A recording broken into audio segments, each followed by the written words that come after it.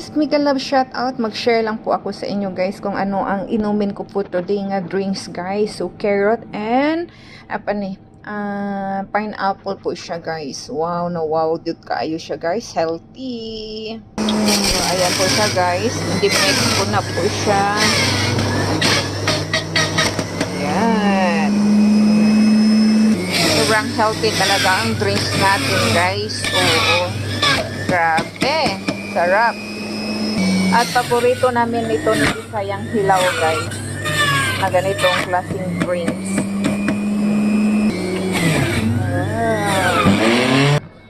So ayan na po siya guys. Ang sarap. Oh.